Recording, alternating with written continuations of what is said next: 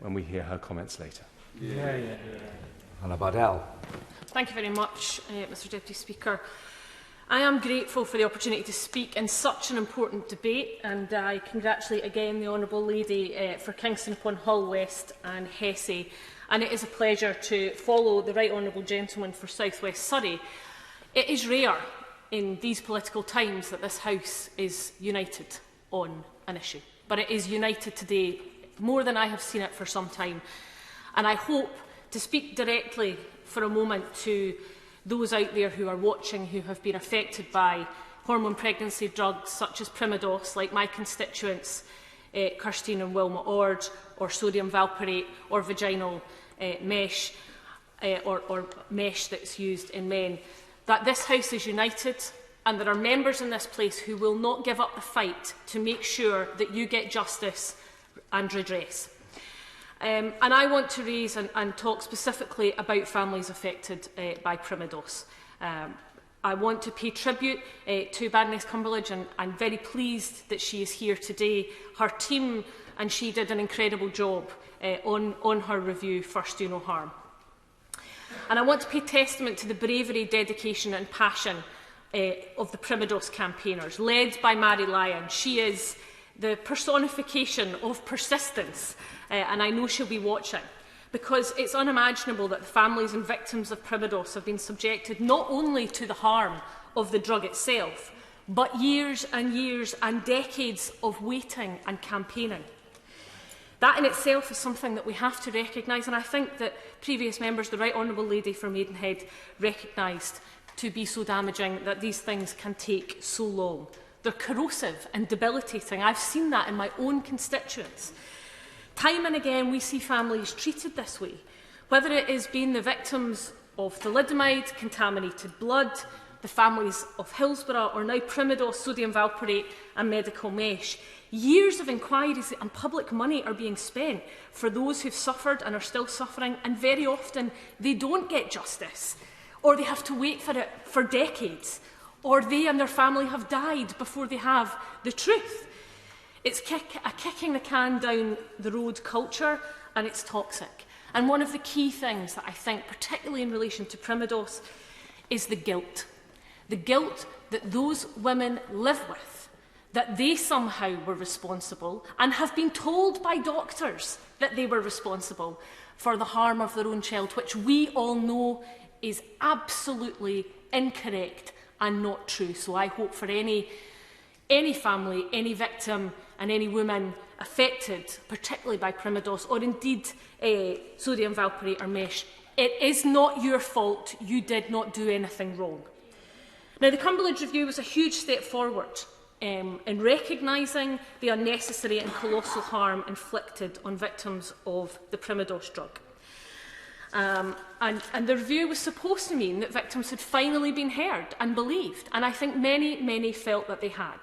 And after it was published, the Conservative government made a very welcome and long overdue formal apology to victims, and I do want to pay tribute to the former Health Secretary and the former Prime Minister for their part and the work that they have done in that area. But we need to be reminded, and I think those now in power need to be reminded, that an apology means nothing if the action to rectify those issues and make sure they can't happen again don't happen. Only 2 of Baroness Cumberledge's 9 recommendations have been implemented. Now, given that these families, the Primados victims, have waited almost 60 years, including my constituent Wilma Ord and her daughter Kirsteen, they cannot be forced to wait any longer, surely. And an apology and a Patient Safety Commissioner is a big step forward. In Scotland, we have also brought forward a review and plan to bring forward those plans, and we will continue, I'm sure, to work with this government and the Health Secretary to make sure we can do all we can in Scotland. But the injustice continues because these families have not received compensation or lifetime care that was rightly awarded to thalidomide victims earlier this year. Like thalidomide victims, Primados survivors are facing constant uncertainty about the cost of their care as they get older. Many surviving victims are now in their 40s and 50s, and they are facing physical challenges with their bodies, and many of them have relied on care from their parents who are now getting older and facing their own challenges. Mr Deputy Speaker, that is truly heartbreaking.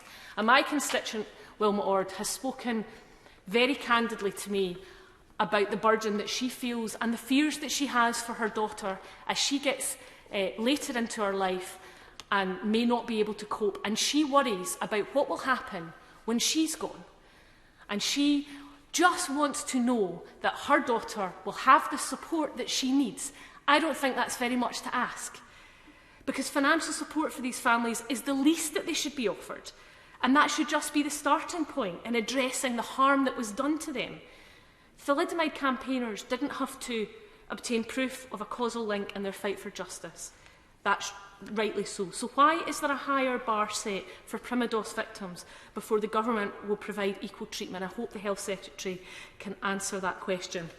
And the UK government repeatedly cites, and we've not spoken about this yet, I don't think, the 2017 Expert Working Group report.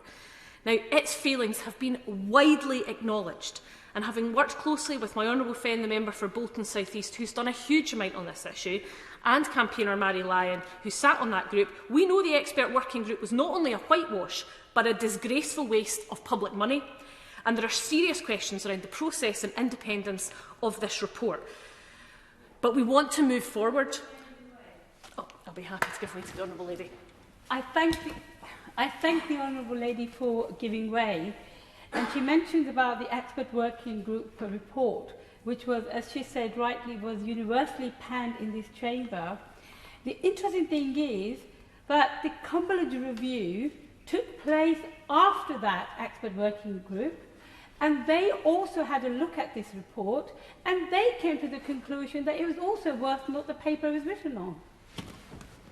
I thank the Honourable Lady for her intervention, and she makes an absolutely excellent point on that. And you know, we know that there were serious questions around the process and the independence of the report. And I remember going with the Honourable Lady across the road to the conference centre where it was launched and being denied entry, Mr Deputy Speaker. 2 members of Parliament who had worked for their constituents turned up just so we could see the report being published and launched, and we were refused entry to the launch of a report that had been funded by public money when we are publicly, democratically elected members. It was an absolute scandal. And the evidence that was uncovered by Sky News reporter Jason Farrell suggested that significant sections of this original draft were changed before publication, including the omission of a graph showing that the majority of historical studies found there was an association between the drug and malformations. In short, evidence was deliberately omitted and censored, and government money was spent on that. And you know the worst of it?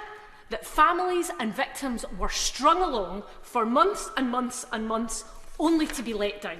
And that, Mr Deputy Speaker, can never happen again. So if this government seeks to rebuild trust after the devastating scandals such as Primados, it must give the public and most of all the victims a fair and open process. But that cannot be achieved if it relies on a report and findings that are not fit for purpose. Everybody in this House knows that, and the public know that. So how many times are we going to see public money spent to placate, then report after review, sitting gathering dust on a shelf rather than action being taken? Processes have to be open and robust, and when they are, and when those reports are produced, like Baroness Cumberland's report, they have to be put into action. So it is absolutely vital that this now happens, and that we find a way forward for Primados victims, victims of sodium valproate, and also of mesh. And all of the failings in the system that led to this awful situation are of course in the past and can't be undone. But we have to be sure that the public have confidence, not just in our practitioners, who are medical practitioners who have done a phenomenal job through COVID, but also in the processes and, of course, in our ability as parliamentarians to do our job. So now in 2021, why is the government continuing to perpetuate that wrong? They're compounding the pain and suffering of the families that have endured this at the hand of the state's failure to properly regulate private pharmaceutical companies, and it feels very much like profit over people.